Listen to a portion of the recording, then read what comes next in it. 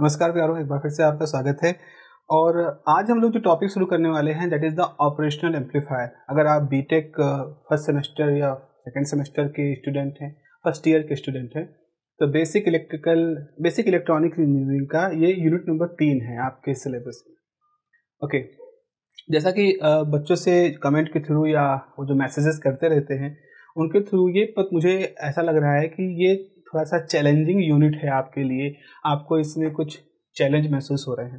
हालांकि यूनिट बहुत ही सिंपल है, बेसिक है, लेकिन इलेक्ट्रॉनिक्स की पुरानी नॉलेज का चूँकि इसके अंदर बहुत अच्छे से यूज हो रहा है, बहुत अच्छे से उसका इम्प्लीमेंटेशन होता है, तो हो सकता है वो कुछ चीज़ें आपको चैलेंज लगें। तो पर्पस क्या है इस लेक्चर का? ये जो लेक्चर सीरीज ऑफ लेक्चर होंगे, क्योंकि मैं बहुत लंबे लेक्चर नहीं रिकॉर्ड कर रहा हूँ, हार्डली 40 मिनट्स के लगभग होंगे और डिटेल्ड लेक्चर होंगे। कोई वन शॉट टाइप का नहीं है, किसी आपाधापी भागदौड़ में नहीं है। तो आप 40 मिनट जो होंगे उसको एक्टिवली यूज करिएगा। एक्टिवली यूज करने का मतलब है, अगर आप इस लेक्चर को देख रहे हैं तो इसको रोक रोक के पॉज कर करके अपने पेन पेंसिल का इस्तेमाल करके कागज पे लिखते जाइएगा, चीज़ों को लिखते जाइएगा। और जो डायग्राम बनाए जा रहे हैं, जिन लॉजिक्स को मैं आपको बता रहा हूँ, उनको रुक करके एक बार इम्प्लीमेंट करते जाइएगा। सिर्फ देखते रहने से हमें लगता है कि हम सीख रहे हैं, बट एक्चुअल में वो सिर्फ टाइम का एक इन्वेस्टमेंट हो रहा होगा। टाइम इन्वेस्टमेंट भी नहीं हो रहा, वो लॉस हो रहा होगा। Okay, so let us start the topic that is the operational amplifier. Operational amplifier. देखिए, मैं एक इंजीनियर नहीं हूँ, बट मैं काफ़ी समय से इंजीनियर्स बना रहा हूँ। मैं एक फिजिसिस्ट हूँ, एक फिजिक्स बैकग्राउंड का इंसान हूँ, और इस वजह से मैथ के प्रति और लॉजिक के प्रति और फिलॉसफी के प्रति, और ऑब्वियस सी बात है इन सबका कलेक्शन फिजिक्स होता है, उसके प्रति मेरी एक अपनी आस्था है, एक मेरा अपना ट्रेनिंग है। तो हो सकता है आपको मेरी अप्रोच एक इंजीनियरिंग बैकग्राउंड वाले इंसान जैसे इस टॉपिक को डील करता है उसकी अप्रोच से अलग हो।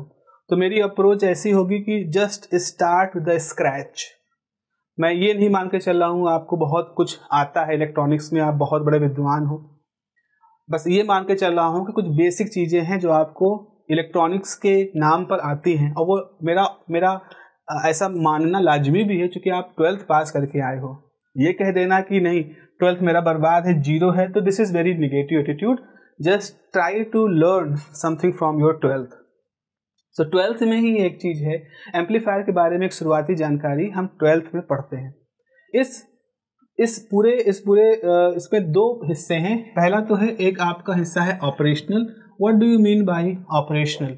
Operational word particularly mathematical operation से बना है। अगर आप फंक्शंस पढ़ते हैं मैथमेटिक्स में, तो वहाँ पर रिलेशन, फंक्शन, ऑपरेशन, ये सारी चीज़ें बताई जाती हैं। तो ऑपरेशन का मतलब होता है एक एक्टिविटी जो आप परफॉर्म करते हो। जैसे अगर मैं कहूँ मेरे पास दो नंबर है 2 और मेरे पास एक नंबर है 3, और हमें इनको आपस में एसोसिएट करना है, तो एसोसिएट करने के लिए इस बॉक्स में हम क्या क्या यूज कर सकते हैं?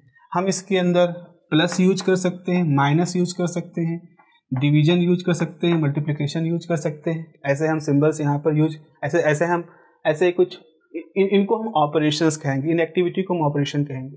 जैसे इसको यूज किया 2 + 3 यू विल गेट द 5। आपने इसको यूज किया 2 - 3 यू विल गेट -1। इसको यूज किया 2/3 तो 0.6 समथिंग आएगा, और इस तरह से 6 आ जाएगा। तो दिस इज द ऑपरेशन, इसको हम ऑपरेशन कहते हैं, मैथमेटिकल ऑपरेशन। ठीक है, बाइनरी ऑपरेशंस आप सेट थ्योरी में पढ़ते हो, अलजेब्रा में पढ़ते हो। तो यहाँ से अगर इनको हम ऑपरेशंस कह रहे हैं और ये हमारे पास दो नंबर हैं, तो अब थोड़ा सा आप इसको जनरलाइज समझे इलेक्ट्रॉनिक्स के नज़रिए से।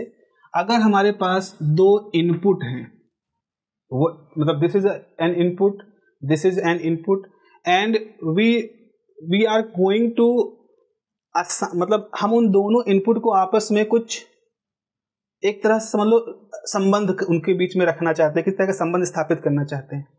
तो हम इनमें से किस तरह के ऑपरेशन को यूज करें? तो इस तरह का काम इलेक्ट्रॉनिक्स में जब हम करवाते हैं तो हम उसको ऑपरेशनल डिवाइसेस कहते हैं, जहां हम मैथमेटिकल ऑपरेशंस कर सकते हैं। तो अगर आप इस डिवाइस से एम्पलीफायर है, अगर आप इससे एडिशन का काम लेते हो तो उसको एडिशनल एम्पलीफायर कहते हैं, एडिशनल ऑपरेशन एम्पलीफायर, एडर या समर ऑपरेशनल एम्पलीफायर।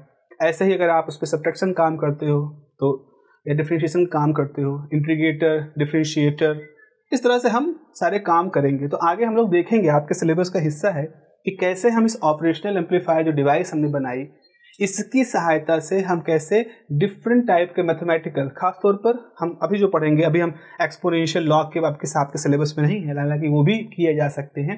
तो हम एडिशन कैसे देखेंगे, कैसे करते हैं, हम सब्ट्रैक्शन देखेंगे कैसे इलेक्ट्रॉनिक डिवाइस से करते हैं, हम डिफरेंशिएशन देखेंगे और हम इंटीग्रेशन देखेंगे। हम ये 4 चीज़ें देखेंगे जो आपके सिलेबस में मौजूद है with the help of this electronic device. So why this electronic device is called the operational amplifier. So operational word का मतलब मेरे ख्याल से आप समझ गए होंगे, it is related with the mathematical operation. Now this is a very important thing, और एक अच्छी खासी इलेक्ट्रॉनिक्स इसके अंदर समाई हुई है। एम्पलीफायर, एम्पलीफायर्स क्या होते हैं? So let me just draw a black box. This is a black box. Black box means इसके अंदर कुछ है जो बहुत ही अच्छे तरीके से काम करता है, और जैसे जैसे आप अपनी पढ़ाई में आगे होते जाओगे वैसे वैसे आप इस बॉक्स के अंदर क्या है वो जानना शुरू करोगे। फिलहाल ये एक बॉक्स है, और जिस बॉक्स को हमने नाम दिया है एम्पलीफायर, इसको हमने एम्पलीफायर नाम दिया है, और हमने इसके साथ एक टर्म जोड़ रखा है A. Now A is what? A is called the gain of amplifier. Maybe आप में से कुछ लोगों को ये सारी जानकारी मालूम होगी, क्योंकि ये 0 ग्राउंड लेवल का लेक्चर है, इसीलिए हम इसको वहाँ से बना के चल रहे हैं जहाँ से हम बिल्कुल 12 का भी वो बिल्कुल बेसिक हिस्सा है। तो ये गेन है ना। What is mean gain? Gain जब भी होता है तो इसको हम हिंदी में लाभ कहते हैं। तो आप लाभ हुआ है आपको, इसका फैसला आप कब लेते हैं? जैसे मैं कहूँ कि एक कोई योजना थी, एक कोई बैंक की पॉलिसी थी, तो मेरा आउटपुट 5 लाख रुपया है। बताओ मुझे लाभ हुआ कि हानि हुई इस योजना में? अब आप कहोगे कि ये कैसे बताया जा सकता है जब तक कि आप ये ना बताओ कि आपने इसमें इन्वेस्ट कितना किया था। तो मैंने कहा कि मैंने 2 लाख रुपए इन्वेस्ट किए थे, मैंने 2.5 लाख रुपए इन्वेस्ट किए थे, और 1 साल में मुझे 5 लाख मिले। तो आप सामने वाला क्या करे, आपको तो 2 दुगने का फायदा हुआ है। क्यों? क्योंकि आपने आउटपुट 5 इनपुट 2.5 को डिवाइड कर दिया। जैसे डिवाइड किया यू गेट 2, तो आपने कहा दुगने का फायदा हुआ। अगर मैं कहता मुझे तो 1 साल बाद उससे 1.5 लाख रुपए मिले, तो आप कहोगे कि ये तो आपका नुकसान हुआ है, क्योंकि आपका आउटपुट आपके इनपुट से भी कम हो गया है। तो आप लाभ या गेन हुआ इसकी स्थिति का आकलन कब करते हो, इसको कब इवेल्युएट करते हो? जब आप आउटपुट के बारे में बात करते हो। तो ठीक है, तो एम्पलीफायर जो होता है उसका मैं कह सकता हूं यहाँ पर एक आउटपुट होता है, एक सिंबॉलिकली हम बता रहे हैं 2 इनपुट होंगे यहाँ पर, और उसके बाद आपका कुछ इनपुट होगा। तो ये तो हो गया कंपनी के हिसाब से समझ में आया। तो अगर हमने यहाँ पर इनपुट डाला x, तो हमारा इनपुट x है, और हमारा जो आउटपुट है, जो x आउटपुट है वो कितना आया? a time x। तो a क्या था? उतने का लाभ, यानी ये योजना जो भी पैसा डाला जाए उसको a गुना कर देती है, और हम ये मान के चल रहे हैं a हमारा 1 से बहुत ज़्यादा है। तो अगर हमने 100 रुपये डाला और हमारा a अगर 100 है, तो हमारा x आउट कितना होगा? a है 100, हमारा रुपया है 1, तो उसने 1 रुपये को 100 रुपये में कन्वर्ट कर दिया। हमने अगर यहाँ पर 100 रुपये डाला तो इसने इसको 10,000 रुपये में कन्वर्ट कर दिया। तो इस तरह से ये जो ब्लैक बॉक्स है ये क्या कर रहा है? जो भी इसके इनपुट में डाला जा रहा है उसको वो a टाइम बढ़ा दे रहा है, जिसको हम गेन कहते हैं। अभी हम इसमें ओपन लूप क्लोज लूप नाम नहीं जोड़ रहे हैं, अभी हम इसको गेन कहते हैं। ये गेन है हमारा। अच्छा ठीक है, यहाँ तक अगर आप समझ पा रहे हो तो अब जरा समझो कि हम इलेक्ट्रॉनिक्स में कैसे इसको यूज करते हैं। इलेक्ट्रॉनिक्स में हम क्या करते हैं? हम यहाँ पर एक सिग्नल भेजते हैं। हमने कोई सिग्नल भेजा, अब क्यों हमें किसी एम्पलीफायर के अंदर सिग्नल भेजने की जरूरत पड़ी?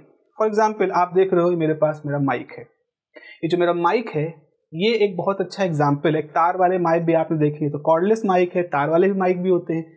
सिद्धांत मूल रूप से एक ही है, ऐसा काम करता है, बस ये है कि इसमें तार नहीं है, इलेक्ट्रोमैग्नेटिक वेव से कम्युनिकेशन हो रहा है, तार में इलेक्ट्रिकल सिग्नल से कम्युनिकेशन होता है। अच्छा, तो क्या होता है, जरा समझे इस बात को। होता ये है कि आपके पास जो माइक है, इस माइक में अगर हम तार वाले की बात करें तो इस तार वाले माइक में इस तरह से कुछ तार निकले होते हैं। इसकी बात मैं नहीं कर रहा हूँ कॉर्डलेस की, मैं तार वाले की बात कर रहा हूँ। तो तार वाले से क्या होता है, जैसे आप यहाँ बोलते हो तो इसके अंदर एक मैग्नेटिक, इसके अंदर एक अपनी सर्किट होती है जो हमारी मैकेनिकल वॉइस जो हमारी ध्वनि है वो मैकेनिकल वेव है। तो इस मैकेनिकल वेव को इसके अंदर ऐसे सर्किट्स लगे होते हैं जो कि उस सेंसर्स को सेंस कर देते हैं और वो उसको इलेक्ट्रिकल सिग्नल में कन्वर्ट कर देते हैं। तो जब भी मैं बोल रहा हूँ तो उस समय जब मेरी आवाज़ बढ़ती है घटती है, वॉइस मॉड्यूलेशन होता है, तो हर वॉइस मॉड्यूलेशन के हिसाब से इसके अंदर सिग्नल्स जनरेट होती हैं। वो सिग्नल मेरी वॉइस मॉड्यूलेशन को बिलोंग कर रहे हैं। अगर मैं एकदम जोर से चिल्लाऊं तो उस हिसाब से सिग्नल की इंटेंसिटी यहाँ अलग होगी। मैं धीमे धीमे बोलूँगा, इंटेंसिटी अलग होगी, एम्पलीट्यूड अलग होगा, फ्रिक्वेंसी अलग होगी, ये सब कुछ अलग अलग होगा। फिर ये सिग्नल जाएंगे और फिर ये सिग्नल क्या होता है, ये सिग्नल जा करके एक एम्पलीफायर के अंदर जाएंगे। ये एम्पलीफायर क्या करता है, ये एम्पलीफायर मेरी आवाज़ जो कि एक इलेक्ट्रिकल सिग्नल में कन्वर्ट हो चुकी है उस सिग्नल को लार्ज कर देंगे। क्यों? उससे क्या फ़ायदा होगा? उससे फ़ायदा ये होगा कि फिर तार की सहायता से वो लार्ज सिग्नल जो होंगे वो स्पीकर पे जाएंगे और स्पीकर से ज़ोर ज़ोर आवाज़ बाहर निकलेगी। जैसा कि आप देखते हैं माइक में भाषण दे रहे हैं, तो भाषण में आप माइक पकड़ के बोल रहे हो, अब मंच है, मंच पे 10 लोग बैठे हैं, आप बोल रहे हो तो आपकी बात सिर्फ हो सकता है उन 10 लोगों को सुनाई पड़े अगर वैसे बोलो, जैसे नॉर्मल भाषण बोलते हो, नॉर्मल आवाज़ बोलते हो। लेकिन जब माइक में बोलते हो तो 20 मीटर, 50 मीटर, 100 मीटर दूर खड़े हुए लोग भी स्पीकर की आवाज़ से वो सुन पाते हैं। जैसे रैली होती है तो प्रधानमंत्री, तमाम तरह के नेता जब रैली लेते हैं तो वहाँ बड़ा जन समुदाय होता है। ऐसा नहीं होती पूरी भीड़ चुपचाप बैठी सुन रही होती, सांस रोके, सब बोल रहे होते हैं, कुछ ना कुछ भुनभुनाते रहते हैं। लेकिन वो स्पीकर्स इतने पावरफुल होते हैं कि वो पूरी भीड़ में वो आवाज़ को बहुत ही ज़्यादा तेज लाउड तरीके से फैलाते हैं। तो वहाँ क्या काम कर रहा है, एम्पलीफायर काम कर रहा है। तो एम्पलीफायर में क्या होगा, एक स्मॉल सिग्नल होगा और ये स्मॉल सिग्नल जो है वो एम्पलीफायर से जाएगा, एम्पलीफायर उसको ए टाइम बढ़ा देगा।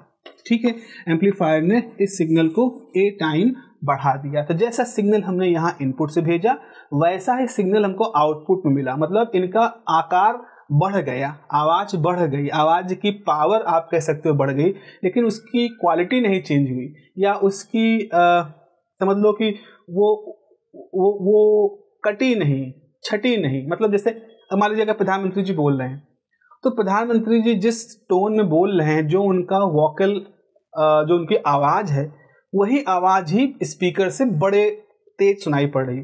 ऐसा नहीं हुआ कि वो आवाज़ पतली हो गई और किसी महिला की आवाज़ में कन्वर्ट हो गई, ये आवाज़ कट कट के आना शुरू हो गई। मतलब ये सिग्नल था और जब वो एम्पलीफाई हुआ तो उसका इतना हिस्सा यहाँ से कट गया, मतलब ऐसे ऐसे कट गया और इतना हिस्सा यहाँ से कट गया। अगर ऐसा होगा तो आवाज़ कट कट के आएगी, वो भी नहीं समझ में आएगी। तो यानी कि जब हम एम्पलीफायर की सहायता से किसी स्मॉल सिग्नल को किसी पावरफुल सिग्नल में कन्वर्ट कर रहे हो ताकि उस सिग्नल से किसी स्पीकर को हम चला सकें, तो हम फेथफुलनेस चाहते हैं। This called the faithful amplification. Faithful amplification का सिंपल सा मतलब यही होता है एक तरह से सामान्य भाषा में कि जो इनपुट सिग्नल है वो जब स्ट्रांग हो जाएगा तो उसका आकार बढ़ जाएगा, लेकिन उसका फ्रिक्वेंसी, उसकी जो पूरा कंप्लीट वेव फॉर्म है उस पर कोई बदलाव नहीं आएगा।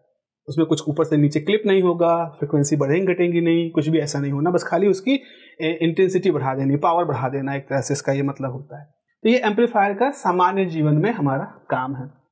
एम्पलीफिकेशन इस तरह से काम करते थे। और ये एम्पलीफिकेशन कब से काम करते थे, फिर थोड़ा सा इतिहास में जाएंगे। जैसे आपने सुना है ग्राहम बेल वो व्यक्ति थे जिन्होंने टेलीफोन का आविष्कार किया था। ना केवल टेलीफोन का आविष्कार ही किया ग्राहम बेल ने, बल्कि एक कंपनी भी बनाई जो कि टेलीफोन को एक तरह से बेचती थी, उसकी जुड़ी हुई टेक्नोलॉजी को डेवलप करती थी और उससे एक दुनिया की बहुत बेहतरीन लैब डेवलप हुई, उसको आज हम बेल लैब कहते हैं। बेल लैब का नाम हमेशा याद रखिएगा, क्योंकि अगर आप कंप्यूटर साइंस के स्टूडेंट हैं तो बहुत सारी ऐसी कंप्यूटर साइंस की टेक्नोलॉजी, बहुत सारी ऐसी लैंग्वेज, चाहे C++ हो, चाहे जावा हो, चाहे और भी उसके बाद की भी जो लैंग्वेजेस हैं, high machine language, high level language, low level language, COBOL वगैरह, वो सब की सब में से मोस्टली बेल लैब के इंजीनियर्स ने डेवलप की है। तो एक इंजीनियर थे उस समय के जिनका नाम था, उनको हैरी ब्लैक कहते थे, हैरोल्ड ब्लैक उनका आई थिंक नाम था, HS ब्लैक। तो ब्लैक जो थे वो एक इंजीनियर थे और वो इस बात पे काम कर रहे थे कि जब उस समय, ये 1926 से पहले की बात है, जब टेलीफोन के तार बिछाए जाते थे तो आवाज़, जब टेलीफोन पे बात करते थे तो बहुत सारी खरखराहट की आवाज़ आती थी। आवाज़ जाती तो थी लेकिन दूरी के साथ साथ उसमें नॉइज़ भी हो जाती थी और आवाज़ धीमी पड़ना शुरू हो जाती थी, तो बीच बीच में कुछ बॉक्स लगाए जाते थे ताकि आवाज़ को एम्पलीफाई किया जाए। फिर एम्पलीफाई किया, फिर पता लगा 1 किलोमीटर बाद फिर से उसको एम्पलीफाई करने की ज़रूरत पड़ी, तो इससे काफ़ी खर्चे लग रहे थे। अब इंजीनियर्स के सामने चैलेंज था कि आखिर वो क्या करें कि नॉइज़ को भी कम कर सकें और इतनी बार बार हमको एम्पलीफाई ना करना पड़े। हम उनको थोड़ा सा उस पूरे कम्युनिकेशन को सस्टेनेबल बनाए, अपने भी खर्चे, कंपनी के भी खर्चे कम हो, ताकि हम मुनाफे वाला बिजनेस कर सके। तो ब्लैक जो थे वो अपने घर से जब बेल लैब जाते थे तो रास्ते में छोटे सा पानी का एक झील जैसी थी जहाँ फेरी चलती थी। फेरी मतलब जैसे बड़ी सी नाव होती है जिसमें मोटर लगे होते हैं, बहुत सारे लोग उसमें बैठ जाते हैं। फिर उसके बाद ट्रॉम वगैरह था, मेट्रो जैसा समझ लो, वैसे जाते थे। तो जब भी ब्लैक उस यात्रा करते थे चुपचाप बैठ के सोचा करते थे कि how to manage this thing, how to resolve this issue. अब देखो उस टाइम का फ्रूटफुलनेस क्या था, उनका फर्टाइल दिमाग ये था कि उन्होंने एक दिन को एक आइडिया आता है कि क्यों ना अगर हम इस एम्पलीफायर में, उसमें एम्पलीफायर वैक्यूम ट्यूब पे काम करते थे, डायोड वगैरह नहीं थे, तो 1926 की बात है। तो उन्होंने उनके पास कुछ पेपर था, उस पेपर पर उन्होंने अपने पेंसिल से जो रखते थे वो हमेशा उस पर कुछ ड्रॉ करते हैं। एंड वो जो ड्रॉइंग थी इट वॉज सपोज, ऐसा कहा जाता है, it is one of the biggest discovery in the field of electronics and that was the discovery of feedback circuit. तो एच.एस. ब्लैक जो थे उन्होंने जो एम्पलीफायर्स थे जो कि अलग तरह की प्रॉब्लम उनको दिख रही थी, उसमें उन्होंने फीडबैक एक्शन की एक सोच रखी कि ऐसा कर दे कि फीडबैक हो जाए। फीडबैक के बारे में थोड़ा बात करेंगे आगे। अब उस फीडबैक के साथ ही जैसे वो सोचते हैं इमीडिएटली उस पर काम करना शुरू कर देते हैं और आफ्टर फ्यू मंथ वो पहला पेटेंट फाइल करते हैं कि कैसे एम्पलीफायर में फीडबैक लगाएं। और जैसे ही एम्पलीफायर में आप फीडबैक लगाते हो तो ना केवल एम्पलीफायर उस काम को करने के लिए भी और ज़्यादा एफिशिएंट हो जाते हैं जो कि टेलीकम्युनिकेशन का था, उस टेलीफोन का, साथ ही साथ वो एम्पलीफायर एक नए तरह के एक्टिविटी करने के लिए भी हमारे सामने दिख जाते हैं। And that activity is the operational amplification. तो इसको अब मैं ये तो नहीं कहूँगा कि एक्सीडेंटल डिस्कवरी है क्योंकि बहुत सोचा था एच.एस. ब्लैक ने, लेकिन एक प्रॉब्लम सॉल्व हुई और साथ ही साथ एक नया सॉल्यूशंस का एक नया आयाम खुल गया और उससे हमको पता चला ऑपरेशनल एम्पलीफायर। तो हम देखेंगे, हम समझेंगे फीडबैक को और आगे हम देखेंगे कि कोई भी ऑपरेशनल एम्पलीफायर तब एम्पलीफायर से ऑपरेशनल एम्पलीफायर तब बनता है जब उसमें फीडबैक लगा देते हैं, तो साथ ही साथ उसमें डिफरेंशियल एम्पलीफिकेशन का एक प्रॉपर्टी जोड़ते हैं। तो मैं बहुत ज़्यादा फैंसी वर्ड नहीं बोलूँगा आपके सामने, बस ये एक एम्पलीफायर का एक आपके सामने एक रूपरेखा है यहाँ पर कि एम्पलीफायर्स क्या होते हैं और एम्पलीफायर कैसे बनाए जाते हैं। अच्छा, एम्पलीफायर का जो अब मैं फिर से वापस आता हूँ ऑपरेशनल एम्पलीफायर में। तो ऑपरेशनल एम्पलीफायर का जो सिंबल होता है बच्चों, वो कुछ इस तरह से होता है, इस तरह का सिंबल होता है, ट्रायंगल सिंबल होता है। इसमें कि कुछ इनपुट होते हैं, इस तरह से इनपुट है, यहाँ पे हम जनरली एक आउटपुट ले लेते हैं। अब जो ये जो ट्रायंगल है ये ऑपरेशनल एम्पलीफायर का या एम्पलीफायर का सिंबल है। ऑपरेशनल एम्पलीफायर से पहले भी एम्पलीफायर थे तो उसमें इस सिंबल को भी यूज करते थे। इसके अंदर ट्रांजिस्टर्स लगे होते हैं। बेसिकली जो ट्रायंगल है, इस ट्रायंगल के अंदर बड़ा ही कॉम्प्लिकेटेड किस्म का जाल होता है, उसके अंदर ट्रांजिस्टर्स लगे होते हैं। उन ट्रांजिस्टर को काम करने के लिए हम यहाँ पर बैटरी जोड़ देते हैं, तो VCC प्लस और माइनस VCC का ऐसे हम जोड़ देते हैं, तो ये भी होता है। अच्छा, एक चीज़ और है, यहाँ पर मान लो कोई पोटेंशियल है V है, इसको हम आउटपुट कहते हैं। यहाँ पर हम एक पोटेंशियल लेते हैं V(1) और एक पोटेंशियल लेते हैं V(2). लेकिन पोटेंशियल जब भी हम मेजर करते हैं तो सामान्य रूप से हम क्या करते हैं, हम एक अर्थ ग्राउंड का रेफरेंस लेते हैं। ग्राउंड क्या होता है? ग्राउंड एक ऐसी जगह होती है जिसको हम जीरो पोटेंशियल मानते हैं। इसका पोटेंशियल कितना लेते हैं? 0। This is the zero potential place. तो हम क्या करते हैं, जब भी हम एम्पलीफायर की बात करेंगे तो हम output voltage with respect to ground, input 2 voltage with respect to ground, input 1 voltage with respect to ground. अगर एक लेजी नोटेशन में कहूँ, जो कि लोग कहते हैं इसको जैसे लेजी नोटेशन, तो लेजी नोटेशन में क्या होता है कि ये सब चीज़ें नहीं लिखी जाती। हाँ, ऑब्वियस सी बात है भाई, ट्रांजिस्टर होंगे तो बैटरी तो लगेगी ही। तो जो जैसे जो बड़ी बुकें हैं सैदा स्मिथ वगैरह की या मिलमैन हेल्कियास वगैरह की जो किताबें होती हैं, they are not using this plus and minus. Indian authors are still using that, वो दो टर्मिनल यूज करते हैं, बट जो स्टैंडर्ड बुकें हैं वो उसको नहीं यूज करती, कुछ यूज करती कुछ नहीं यूज करती, कोई बहुत बड़ा फर्क नहीं पड़ता। साथ ही साथ इसके लिए भी कुछ है, इसको भी बहुत सारे लोग दिखाते हैं, बहुत सारे लोग नहीं दिखाते हैं। वो डिपेंड करता है कि बुक जो होती हैं वो किस तरह के ऑडियंस के लिए लिखी गई हैं। जब भी कोई मैच्योर ऑडियंस के लिए लिखी गई होगी किताब, तो उसमें आप देखोगे कुछ लेजी नोटेशन से चीज़ें होती हैं, because they are more focused about the concept. और जब कोई इमेच्योर ऑडियंस के लिए लिखी गई किताब होती है तो उसके अंदर वो सारी बारीकी दुनिया भर की डाल देते हैं, जो कि मोस्ट ऑफ द केस में अननेसेसरी ही होती है। तो खैर, this is the symbol of the operational amplifier. ठीक है, ये ऑपरेशनल एम्पलीफायर का सिंबल है और इसके अंदर हम यहाँ पर एक गेन लिखते हैं, यहाँ 0 लगा देते हैं। A0 is the open loop. अब यहाँ पर A0 को हम कहते हैं ओपन लूप गेन। अब आप कहोगे लूप क्या होता है, ओपन लूप क्या मतलब है? तो मैंने अभी आपसे कहा है कि अभी एच.एस. ब्लैक ने एक कॉन्सेप्ट को खोजा था जिसको कि नाम दिया गया फीडबैक। तो फीडबैक जब होता है तो एक लूप बनता है। मतलब फीडबैक का मतलब ये होता है कि आपका आउटपुट और इनपुट के बीच में एक लूप बना है। हम इस पर कुछ सर्किट जोड़कर, रजिस्टर वगैरह जोड़ करके एक लूप बना देते हैं। तो अगर लूप है तो फिर इस सर्किट का गेन क्या होगा? बदल जाता है गेन। फीडबैक का बड़ा असर पड़ता है। तो फीडबैक है अगर एग्जिस्ट कर रहा है, यानी लूप एग्जिस्ट कर रहा है, लूप बना हुआ है, बने हुए लूप को हम क्या नाम देते हैं? Close loop. क्लोज लूप यानी कि फीडबैक एग्जिस्ट कर रहा है तो क्लोज लूप यानी फीडबैक की प्रेजेंस में जो गेन होगा उसको क्लोज लूप गेन कहेंगे। लेकिन अगर ऐसा कोई लूप हमने नहीं बनाया है तो हम ऐसे केस को क्या कहेंगे? ओपन लूप गेन कहेंगे। आगे हम पढ़ेंगे एक डिफरेंशियल गेन भी होता है, कॉमन मोड गेन भी होता है, बट वो एक कंसेप्चुअल तरीके से, क्रमबद्ध तरीके से हम वहां तक पहुंचेंगे। रैंडमली हम कहीं पर भी अभी जंप करने की प्रयास नहीं करेंगे। ओके, तो ये हमारे पास एक फीडबैक एम्पलीफायर है और फीडबैक एम्पलीफायर में अगर हम आपको सीधे तौर पर दिखाएं कि इनपुट क्या होगा, मतलब आउटपुट और इनपुट है तो गेन क्या होगा, तो यहां पर आपको मसला समझ में आएगा। यहां पे आपको एक मसला समझना होगा। नॉर्मल एम्पलीफायर जो होते हैं, नॉर्मल एम्पलीफायर में जो आउटपुट होता है और जो इनपुट होता है उसी के रेशियो को गेन कहते हैं। मतलब हमने कोई फीडबैक नहीं लगाया और मान लो हमने केवल एक इनपुट लगाया। तो नॉर्मल एम्पलीफायर में तो ऐसा ही होता है, एक इनपुट होता है, वी इन होता है जिसमें एक स्मॉल सिग्नल जाती है और वी आउट होता है जिसमें एक लार्ज सिग्नल निकलती है। तो आपने जो आउट है उसको इन से डिवाइड कर दिया, आपको ओपन लूप गेन आ गया। पता चला कि ये वैल्यू 100 आई, इसका मतलब है कि आउटपुट जो है वो इनपुट की तुलना में 100 गुना ज्यादा बढ़ चुका है। This is the logic. But in the operational amplifier जो होते हैं उनमें दो इस तरह के लूप, दो इस तरह के इनपुट बनाए गए। यहाँ कई सारे सवाल उठते हैं कि भाई हमारा आउटपुट अब किस पे डिपेंड करेगा? अब वो V(1) पे डिपेंड करेगा, V(2) पे डिपेंड करेगा, किस पे डिपेंड करेगा? दोनों के सम पे डिपेंड करेगा या दोनों के डिफरेंस पे डिपेंड करेगा?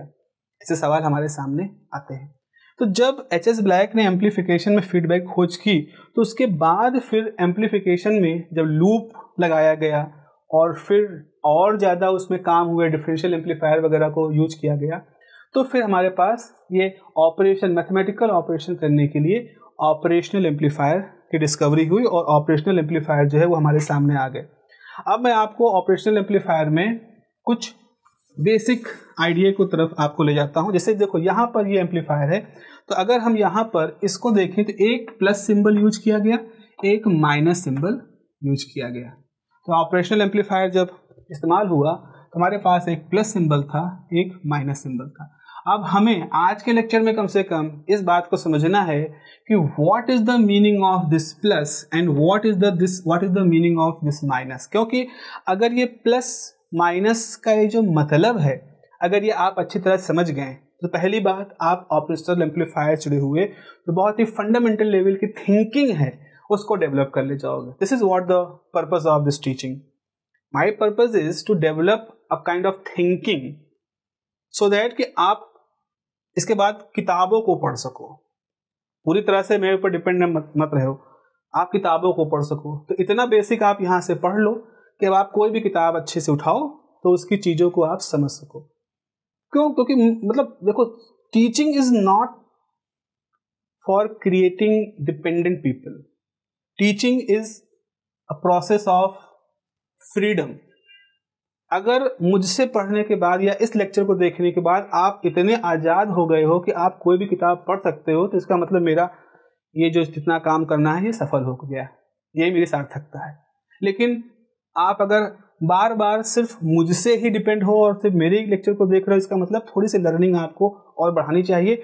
और शायद मेरे लेक्चर में भी वो कमी रह गई है, क्योंकि मैं आपको वो आज़ादी सोचने के लेवल पे नहीं दे पा रहा हूँ, आप इतना अपने आप को आज़ाद महसूस नहीं कर पा रहे हैं। तो ये हमारे पास टर्म है प्लस और माइनस, इनके नाम क्या है हम लोग आगे पढ़ेंगे। लेकिन एक खास बात यहाँ पर यह है कि जो ऑपरेशनल एम्पलीफायर होता है, इसका जो आउटपुट है वो प्रोपोर्शनल होता है। किसके? ना V/1 के, ना V/2 के, बल्कि इनके डिफरेंस के। Now this is very important thing. Why? Because operational amplifier में डिफरेंशियल एम्पलीफायर यूज होते हैं। ये क्या होते हैं ये हम इस लेक्चर के आखिर में बात करेंगे। हालांकि डिफरेंशियल एम्पलीफायर अपने आप में पूरा एक सब टॉपिक है, पूरी किताब लिखी जाती है डिफरेंशियल एम्पलीफायर पर फिलहाल के लिए हम आखिर में जब जाएंगे इस यूनिट के, तब आपसे बात करेंगे कि इसमें डिफरेंस का क्यों डिफरेंस वाली बात होती है। फिलहाल के लिए हम इस फैक्ट को समझें कि जो ऑपरेशनल एम्पलीफायर होता है, इसमें जो आउटपुट है, the output is proportional to the difference of these two inputs। अब इसमें कौन बड़ा कौन छोटे की बात नहीं है। आप देख रहे हो यहाँ मॉड की वैल्यू, मॉड आ रहा है, तो हम इन दोनों के डिफरेंस के पॉजिटिव नंबर में, मॉड का मतलब ये होता है ना कि मान लो ये छोटा है, इसकी वैल्यू छोटी है, इसकी वैल्यू बड़ी है, तो छोटे में से बड़ा माइनस होगा तो माइनस का कुछ आएगा। लेकिन मॉड इसका मतलब एक नंबर की मतलब है। एक खास बात और समझो, ये जो रिलेशन होता है, इस तरह के रिलेशन को हम क्या नाम देते हैं? Linear relation. भाई लीनियर रिलेशन में क्या होता है? y proportional to x, proportionality का साइन हटता है तो m आ जाता है, y इक्वल टू mx। तो आप अगर x और y में ग्राफ खींचते हो तो इस तरह का ग्राफ होता है, इसका जो स्लोप होता है वो होता है m इज द स्लोप। तो यहाँ पर भी देखो v आउटपुट है, प्रोपोर्शनल है, difference of the input operational amplifier में। तो जाहिर सी बात है, अब हम इसको चलो अगर हम इसको समझ लें कि ये चलो ऐसा मानते हैं कि हमेशा पॉजिटिव होगा, तो हम इसको नॉर्मल ब्रैकेट से भी रिप्लेस कर सकते हैं। अब जब प्रोपोर्शनलिटी का साइन हटेगा तो V out is some gain, मान लो open loop gain V/1 minus V/2। तो ये एक लीनियर रिलेशन हमारे सामने आ गया है कि कोई भी ऑपरेशनल एम्पलीफायर जो होता है उसका आउटपुट होता है सम gain times V/1 minus V/2, यानी कि voltage at the first input end voltage at the second input. Now this is equation number 1। ये हमारी इक्वेशन नंबर 1 हो गई है। हम ये क्यों कर रहे हैं? हम कहाँ जाना चाह रहे हैं? हम जाना चाह रहे हैं इन प्लस माइनस साइन के यूज करने के कारण के पीछे। तो अभी हमने इन प्लस माइनस साइन का नाम नहीं लिया है, अभी हमने खाली V इनपुट रखा है 1, V इनपुट 2 रखा है, और हमने इस तरह का एक रिलेशन देख लिया है। और ये रिलेशन जो है आउटपुट और इनपुट के बीच का रिलेशन है। तो अगर आप y एक्सिस पर आउटपुट को प्लॉट करने वाले हो और x एक्सिस पर इन दोनों का अंतर, तो चलो इन दोनों के अंतर को हम लिख देते हैं VD। VD is the difference of V/1 minus V/2। तो हम अपने y एक्सिस पर VD को प्लॉट करेंगे, तो इस तरह से एक रिलेशन आ जाएगा। और रिलेशन, अब ये VD की वैल्यू एक केस, चूंकि हमने ब्रैकेट लिया है अभी चूंकि हमको इनके नाम पता करने हैं, प्लस माइनस का कारण क्या है, इसलिए मॉड हटा करके हमने ब्रैकेट ले लिया है। तो VD प्लस भी हो सकता है, VD माइनस भी हो सकता है, तो उस हिसाब से हमारे ग्राफ भी कन्वर्ट होंगे। तो चलिए आगे बढ़ते हैं, और अब हम इन दोनों जो टर्मिनल के जो प्लस माइनस है, इनके नाम के पड़ताल करते हैं कि इनके नाम क्या रखे जाएं। केस 1 लेते हैं। आपको पहला केस हम बताते हैं। पहला केस है, मान लो V/2 इज 0। आपने इस फॉर्मूले में इसको 0 मान लिया, ठीक है भाई, मान लेते हैं। And V/1 is sum V। तो इसका मतलब है कि इसको मान लो 0। अब 0 कहने का मतलब है कि इसको जोड़ दो ग्राउंड से। क्यों? क्योंकि मैंने बताया है आपको ये ग्राउंड जीरो पोटेंशियल पे होता है, तो आपने इसको ग्राउंड कर दिया और ये जो फर्स्ट वाला है इसको आपने V नाम दे दिया। ठीक है, तो ऐसी स्थिति में सो V आउट क्या हो जाएगा? V out is gain times V, क्योंकि आपने इसको V कह दिया, ये जीरो हो गया है। इसका मतलब क्या हुआ? इसका मतलब ये हुआ कि जो आपका आउटपुट है, सॉरी ये इनपुट है ना, हाँ ये हो गया और ये हो गया V आउट, इसके बीच में रिलेशन कैसा है? इस तरह का। और इसका स्लोप क्या बताएगा? इसका स्लोप जो है वो आपको गेन बताएगा। नाउ दिस शोज दैट कि आउटपुट और इनपुट के बीच में एक लीनियर रिलेशन है। आउटपुट और इनपुट के बीच में एक लीनियर रिलेशन है। भाई लीनियर रिलेशन का क्या मतलब होता है? लीनियर रिलेशन का मतलब ये होता है कि जैसे जैसे इनपुट बढ़ेगा वैसे वैसे आउटपुट बढ़ेगा, जैसे जैसे इनपुट घटेगा वैसे वैसे आउटपुट भी घटेगा। तो late me just draw this thing कि अगर हमारे पास ये इनपुट है ये ऐसे मान लो स्मॉल है ये, और जो हमारा आउटपुट है वो A टाइम्स, आउटपुट जो है A नॉट टाइम्स इनपुट है, तो हमारा आउटपुट कुछ इस तरह से है। जैसे जैसे ये बढ़ा तो आउटपुट बढ़ेगा, तो जब ये पीक पहुंचेगा ये पीक पहुंचेगा, जब ये जीरो होगा तो ये बढ़कर घट करके जीरो होगा, जब ये निगेटिव तरफ जाएगा तो ये भी निगेटिव तरफ जाएगा। लेकिन खास बात क्या है? इसका जो मैग्नीट्यूड है वो ज़्यादा है, A टाइम्स है। तो आप देख रहे हो कि इनपुट और आउटपुट में जस का तस रिलेशन है, यानी इनपुट जैसा है एग्जैक्टली आउटपुट भी वैसा है, बस साइज में लार्ज है। तो यहाँ पर इनपुट और आउटपुट सेम तरह के हैं, उलट नहीं रहे हैं। तो ये इसका बिहेवियर है कि इनपुट और आउटपुट सेम है, बिल्कुल शेप में भी सेम है। अभी हम नाम नहीं रख रहे हैं। अब देखो दूसरा केस क्या होगा? Late me just draw case 2। Case 2 में हम क्या करेंगे? केस 2 में हम V इन 2 को V मान लेंगे और V इन 1 को 0 कर देंगे। जैसा ऐसा करोगे वैसे क्या होगा? V out is A not minus V, तो V out is minus A not V। भाई ये 0 हो गया तो ये माइनस V है, तो माइनस का V इधर आ गया। अब क्या हुआ? आप जरा समझो। अब हुआ ये कि आपके पास ये तो है V, जस्ट मी यहाँ बना देते हैं, कंपेयर करेंगे ना दोनों को। तो ऐसा हो गया कुछ, ये हमारा V है, ये हमारा V आउट है और स्लोप माइनस है, और चूंकि यहाँ पे कोई इंटरसेप्ट नहीं है तो ओरिजिन से जाएगा, तो स्लोप इसका डायग्राम ऐसे बनेगा, ओरिजिन से जाता हुआ ऐसे बनेगा। ये इसका स्लोप हो जाएगा और स्लोप इस तरह का स्लोप प्लस है, इस तरह का स्लोप माइनस है, क्योंकि ये भी यहाँ पर इंटरसेप्ट 0 है तो ये भी ओरिजिन से जा रहा है, इसमें भी इंटरसेप्ट 0 तो ये भी ओरिजिन से जा रहा है, स्लोप है। अब देखो यहाँ पर क्या है? इनपुट और आउटपुट माइनस हो गए, इन्वर्ट हो गए। कहने का मतलब ये है कि अगर हमारा इनपुट इस तरह से है तो हमारा जो आउटपुट होगा, माइनस का मतलब क्या, जरा समझो। आउटपुट क्या होगा? लार्ज तो होगा, सही ये है ना, लार्ज होगा, लेकिन उल्टा। देखो, जब इनपुट का पॉजिटिव साइकिल तो आउटपुट का नेगेटिव साइकिल, जब इनपुट का नेगेटिव साइकिल आउटपुट का पॉजिटिव साइकिल। इसका मतलब है कि अगर सेकेंड टर्मिनल ये वाला, अगर ये वाला ऑन रहेगा, ये वाला ग्राउंड हो जाएगा, तो क्या होगा? इनपुट में जो सिग्नल है इस तरह का, आउटपुट में सिग्नल इस तरह हो जाएगा, इन्वर्ट हो जाएगा। तो इसका मतलब ये वाला टर्मिनल अगर ऑन है तो ये क्या कर रहा है? इन्वर्टिंग कर रहा है, इन्वर्ट कर रहा है।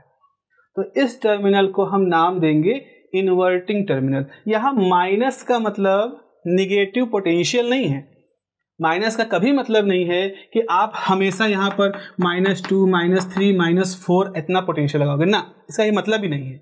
इसका मतलब है यहाँ आप 3 पोटेंशियल लगाया, 3 वोल्ट लगाया, यहाँ आप 2 वोल्ट लगाओगे, फिर दोनों का डिफरेंस कुछ देखा जाएगा।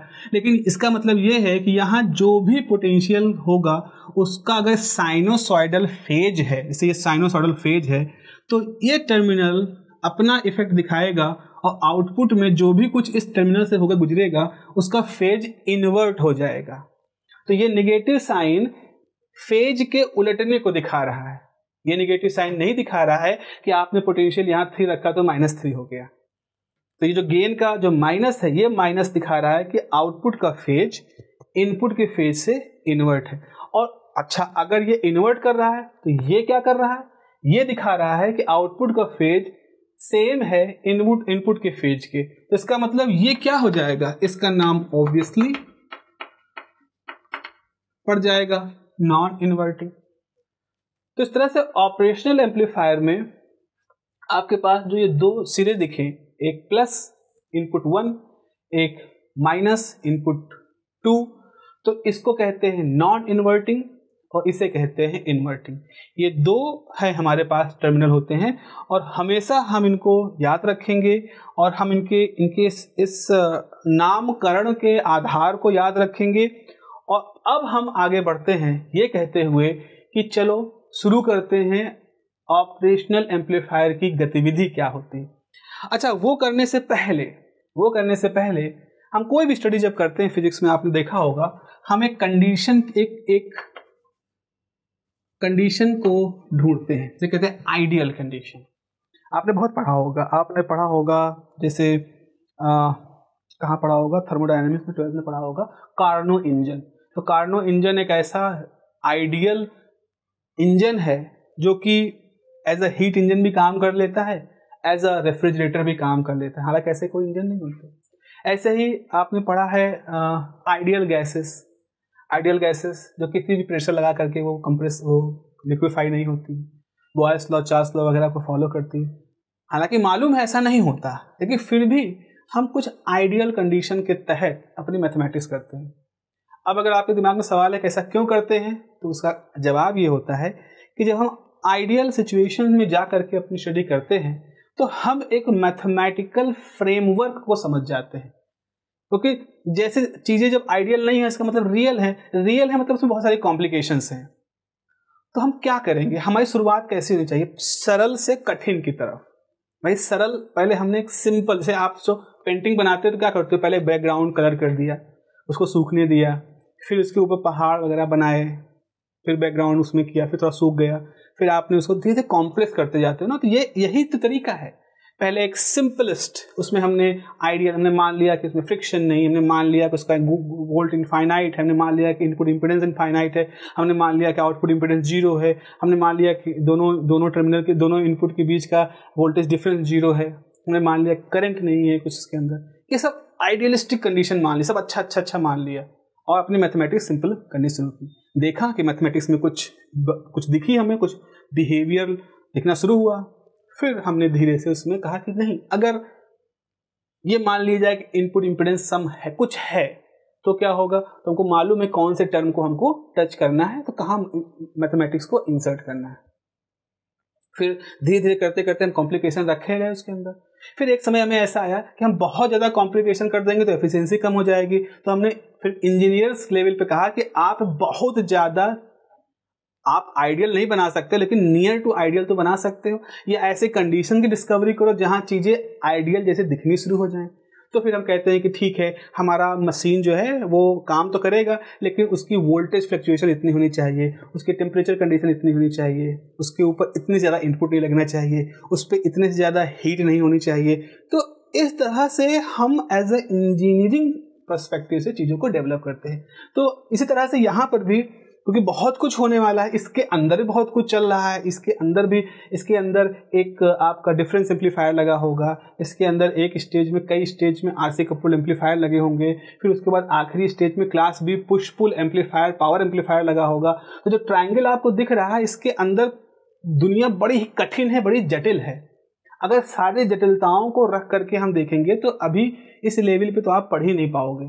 लेकिन चूंकि आपको पढ़ना है, चीज़ों को समझना, अभी चीज़ों को समझना है कि इसमें फिजिक्स क्या काम कर रही है, केसीएल कैसे काम करता है, केवीएल कैसे काम करता है, तो हम कौन सी कंडीशन की बात करेंगे, आइडियल कंडीशन की।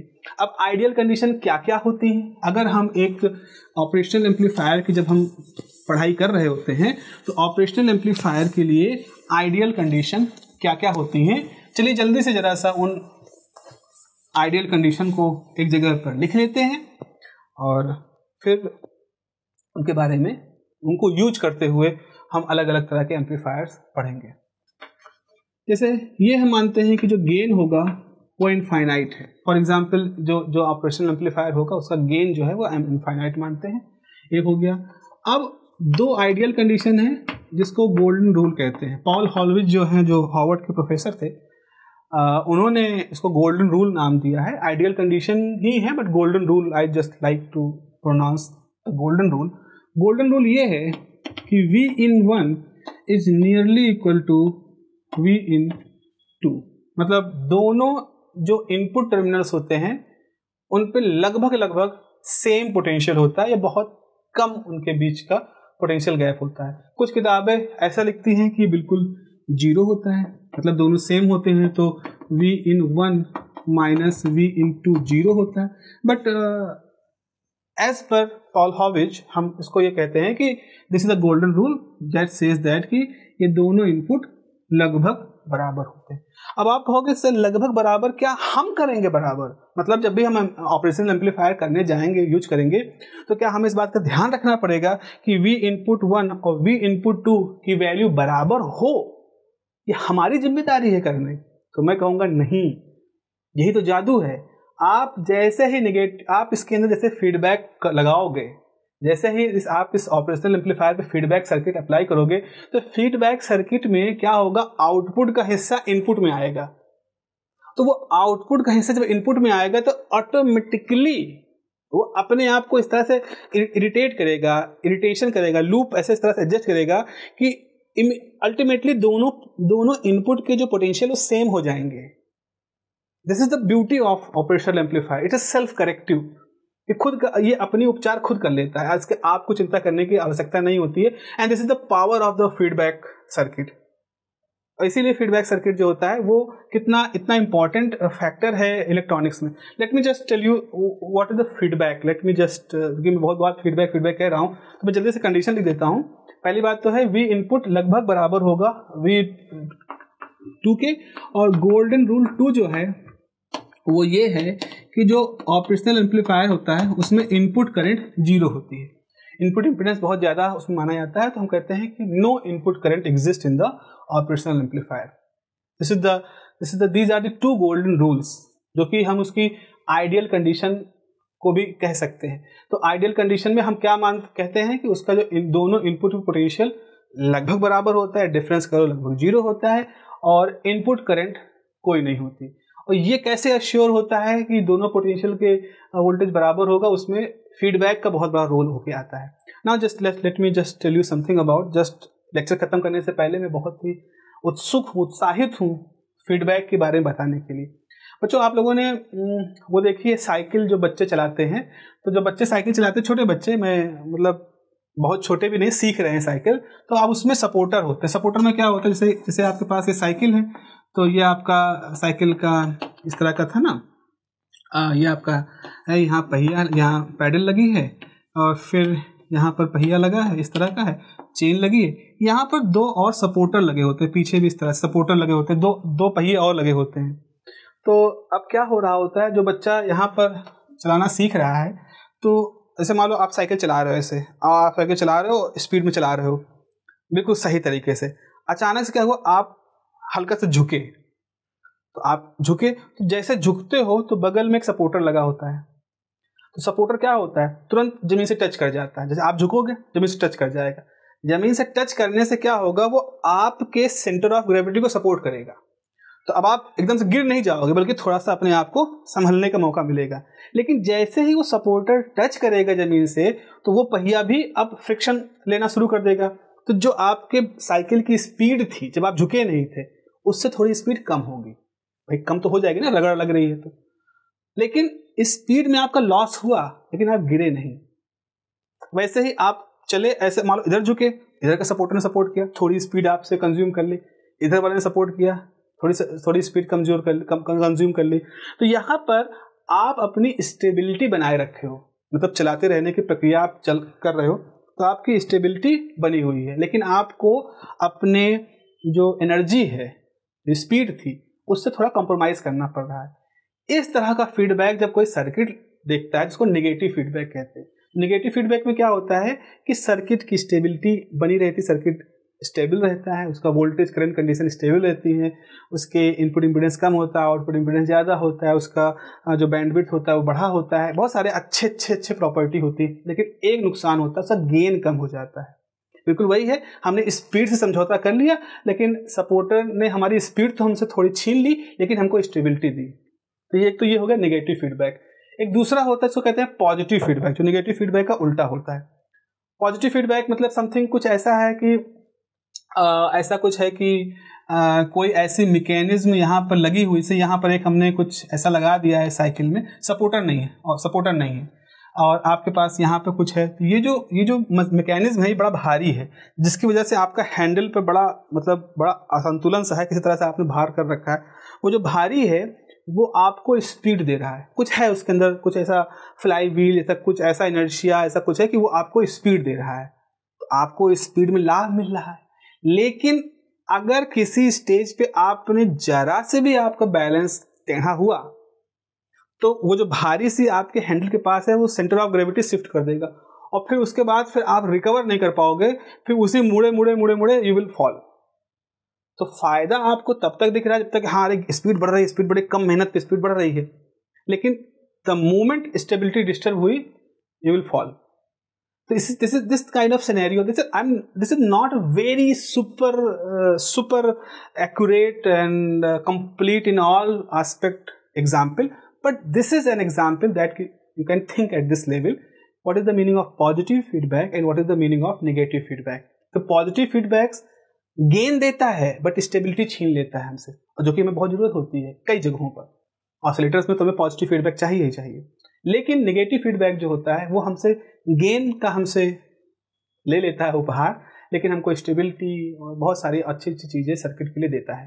तो इसीलिए हम लोग देखेंगे, जब हम लोग एम्पलीफायर्स पढ़ रहे होंगे तो हम लोग वहाँ पर नेगेटिव फीडबैक के बारे में बात करेंगे। नेगेटिव फीडबैक और नेगेटिव फीडबैक के लिए आपका जो इन्वर्टिंग इनपुट जो मैंने बनाया था उसका रोल आपको समझना होगा कि आप नेगेटिव फीडबैक तभी दे रहे हो, क्यों हमेशा नेगेटिव फीडबैक आप इन्वर्टिंग इनपुट से ही देते हो।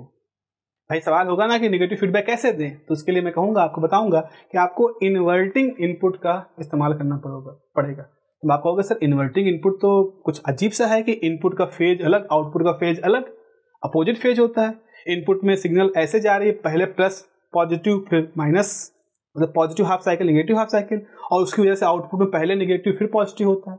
तो अगर आप उसको फीडबैक में इस्तेमाल करोगे तो कैसे आप उसको नेगेटिव कह सकते हैं? दैट इज द पॉइंट जिस जगह से हम लोग अपने अगले लेक्चर की शुरुआत करेंगे। What is the meaning of negative feedback, how negative feedback provided inverting amplification. तो उससे पहले हम non inverting amplification, inverting amplification, और उन सबसे पहले हम लोग पढ़ेंगे वोल्टेज फॉलोवर, जो कि आपके सिलेबस का है।